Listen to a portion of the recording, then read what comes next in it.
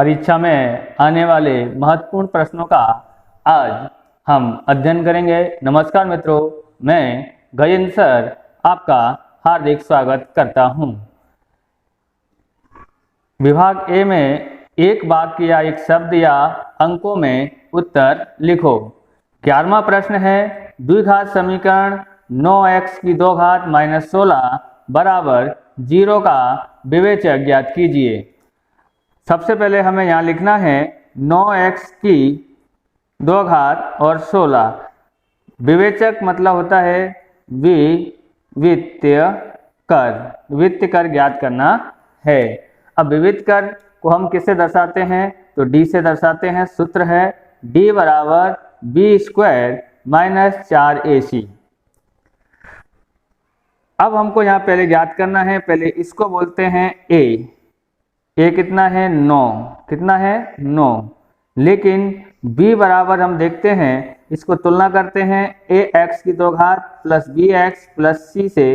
तो हम यहाँ पर देखेंगे x की 2 घात के बाद आगे वाले को a लिखते हैं और x वाले को b लिखते हैं, पर यहाँ पर x का यहाँ पर सहगुणक नहीं दिया है, मतलब 0 लेंगे।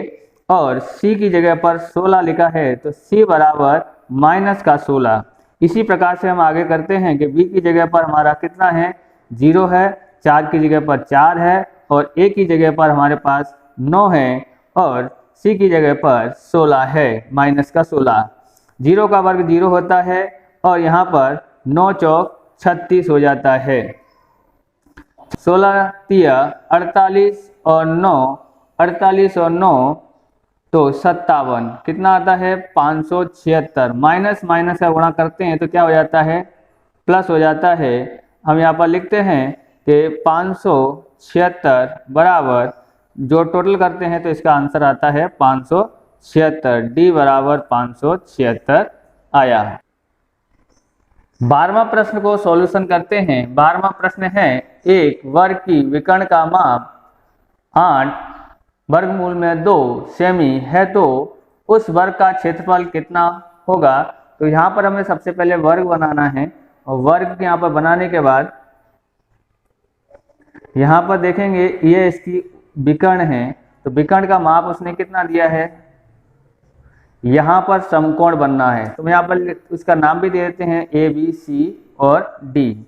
अब यहाँ पर हमको पता नहीं है इसकी कितनी लंबाई है, वो हमको पता नहीं है, तो लेकिन हम लिखते हैं कि त्रिभुज ए बी सी में कोण बी कैसा है? समकोण है, यानी कोण बी बराबर 90 होता है।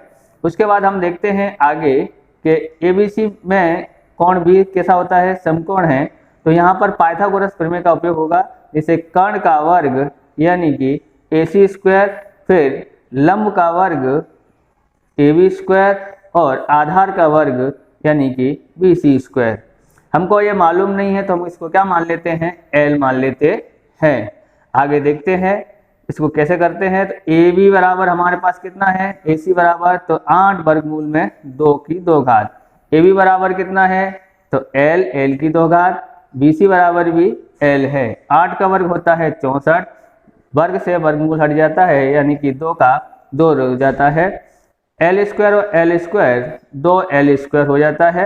यहाँ पर लिखते हैं 64 गुणा 2, ये इसके बट्टे में आ जाता है। यहाँ एल स्क्वायर होता है, 2 से 2 हम काट देते हैं। उसके बाद एल स्क्वायर बराबर 64, 64 का वर्गमूल करते हैं तो 8 आता है। इस तरह से बाकी की 2 जो भुजाएं हैं उसका माप कितना आएगा? चारों भुजाओं का माप 8 होगा। 13वां क्वेश्चन है, एक समांतर श्रेणी का सामान्य अंतर 2.5 है, यानी कि यहाँ हमारे पास d बराबर 2.5 दिया है। इस श्रेणी का 50वां पद उसके 35वें पद से कितना अधिक होगा, ये हमको ज्ञात करना है। यानी हमको यहाँ बता रहा है कि इस श्रेणी का 50वां पद, तो यानी कि a50 बराबर 35वें पद, तुलना कर रहा है इसलिए बराबर का निशान लिखा है, से यानी इसके पीछे से लिखा है तो उसके पीछे हमको अधिक यानी प्लस करना है। तो यानी a35 प्लस, हम यहाँ पर इसको x मान लेते हैं क्योंकि हमको मालूम नहीं संख्या कितनी है। अब हम आगे देखते हैं तो इसका सूत्र होता है a प्लस इसमें से 50 में से 1 घटा देते हैं और यहाँ लिख देते हैं 49D, यानी ये 50 का शॉर्टकट सूत्र a प्लस 49D होता है। इसी प्रकार से इसका भी शॉर्टकट लिखते हैं a प्लस कितना d, 1 घटा दो तो 34D आ जाता है और यहाँ हम x लिख देते हैं। अब हम इसको इधर लेके आते हैं, a प्लस 49D लेके आते हैं माइनस a, इसको भी लेके आते हैं माइनस 34D बराबर x। तो x बराबर कितना होता है, तो यहाँ पर देखिए a में से 1 घट जाता है, उसमें से इसको घटाते हैं तो 5 में से 4 घटा देते हैं, 9 में से 4 घटा देते हैं तो 5 बचता है, 4 में से 3 घटाते हैं तो 1, यानी कितना है, तो x बराबर 15D है। अब हम यहाँ पर लिख देते हैं 15 और d की जगह पर हम उसकी कीमत लिख देते हैं, कितनी है 2.5। इस तरह से x बराबर 15 पंजे 75 हासिल 7, 15 दूनी 30 7 37, कितने अंकों के आगे पॉइंट है, तो 1 अंक के आगे है तो हमने लिख दिया। तो वह संख्या कितनी अधिक है, 35वें पद से 37.5 अधिक है। प्रश्न नंबर 14, tan 7 थीटा और cot 5 थीटा माइनस 30 में से दोनों न्यून कोण हो तो थीटा की कीमत ज्ञात करो। देखते हैं इसको कैसे लिखते हैं। सबसे पहले हमको इसको लिख देते हैं यहाँ पर tan 7 थीटा बराबर cot 5 थीटा माइनस 30।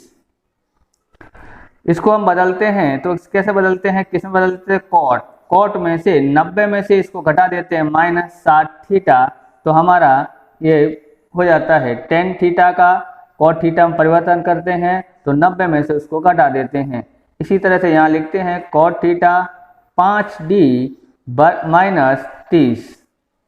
आगे देखोगे ये cot थीटा से ये cot थीटा घट जाता है, यानी कट जाता है, या कॉमन निकाल लेते हैं। अगर हम इधर लेके आते हैं तो यहाँ पर आ जाएगा बट्टे में, तो एक से एक कट जाएगा, तो यानी क्या रह जाएगा 90 माइनस 60 थीटा रह जाता है, और इधर से 5 थीटा माइनस 30।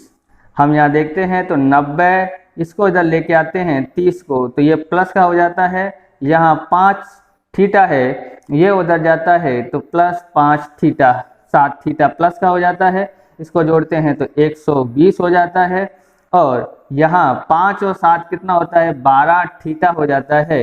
इस प्रकार से हम आगे करते हैं तो 120 इसको बट्टे में लेके आते हैं तो यहाँ 12 लिख दिया बराबर यहाँ हो गया थीटा।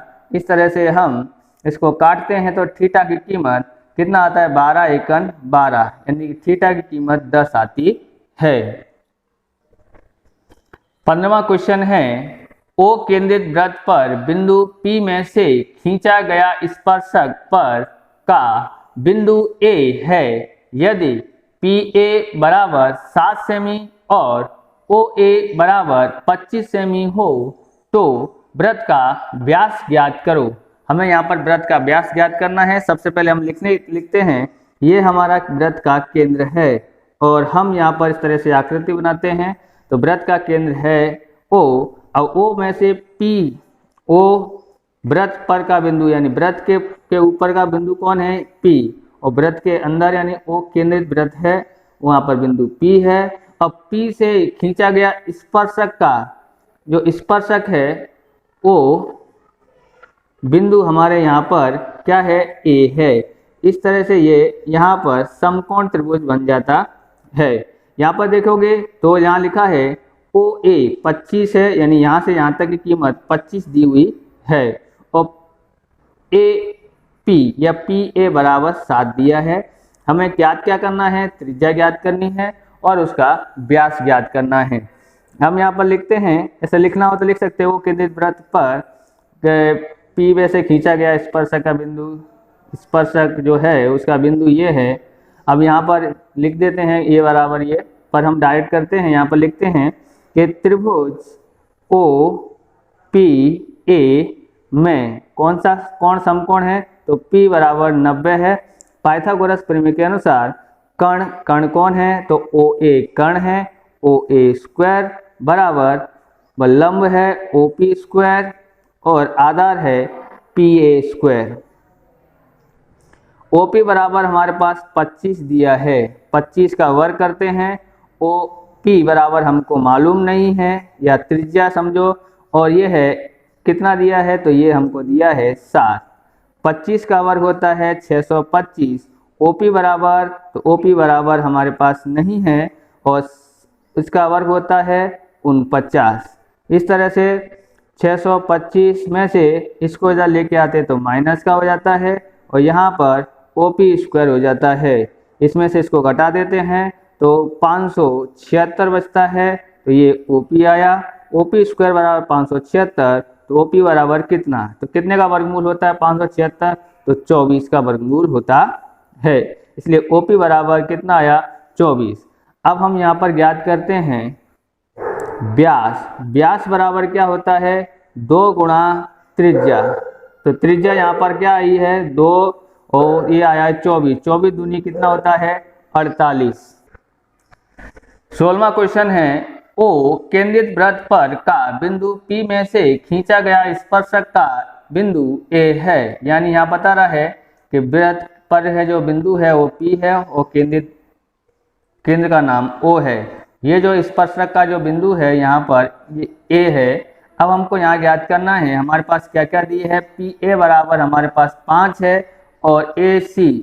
अब यहाँ पर बोलता है कि OA वृत्त को C पे प्रतिच्छेदित कर रहा है, तो ये यहाँ पर हम OA जो रेखा है वो यहाँ पर C पर प्रतिच्छेदित कर रही है। इसलिए AC बराबर कितना होता है, 1। यहाँ से यहाँ तक की कीमत 1 है, यहाँ से यहाँ तक हम इसको R मान लेते हैं क्योंकि ये इसकी त्रिज्या है। दोनों साइड हमको दिया गया नहीं है। अब हम त्रिभुज पाइथागोरस प्रमेय का उपयोग करते हैं, तो त्रिभुज OPA में कोण P बराबर 90 होता है।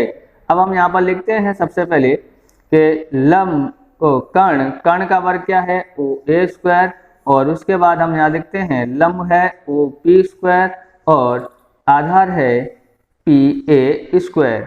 OA कितना है, तो OA यहाँ पर देखो, यहाँ से यहाँ तक और यहाँ से यहाँ तक, यानी यहाँ से यहाँ तक है R प्लस, और यहाँ से यहाँ तक कितना है 1, यानी कि OA बराबर कितना आया, R प्लस 1। इस तरह से इसका वर्ग करते हैं। OP बराबर R है, और ये कितना है, तो 5 है। यहाँ लिखते हैं, इसका खोलते हैं तो ये होता है R स्क्वायर, इसका गुणा इससे और इससे कर देते हैं तो कितना होगा, 2 एकम 2 R, और 1 का वर्ग 1। यहाँ होता है R स्क्वायर, 5 का वर्ग हो जाता है 25। अब यहाँ लिखते हैं R स्क्वायर प्लस 2R। इस R को यहाँ लेके आते हैं तो माइनस हो जाता है, ये 25 है, ये इसको भेजते हैं तो यहाँ माइनस का 1 हो जाता है। R स्क्वायर में से R स्क्वायर गया, 2R बच्चा यहाँ पर, इसमें से इसको घटा देते तो कितना आता है, 24। इसी प्रकार से R बराबर 24 बट्टे में 2 लिखते हैं। R बराबर 2 से भाग देते, 2 एकम 2, 2 दूनी 4, R बराबर कितना आया, 12। तो ये वृत्त की त्रिज्या कितनी है, तो वृत्त की त्रिज्या बराबर 12 है। अगर आपको हमारा वीडियो अच्छा लगे तो लाइक करें, शेयर करें, कमेंट करें, और चैनल पर नए हो तो चैनल को सब्सक्राइब करें। जय हिंद, जय भारत।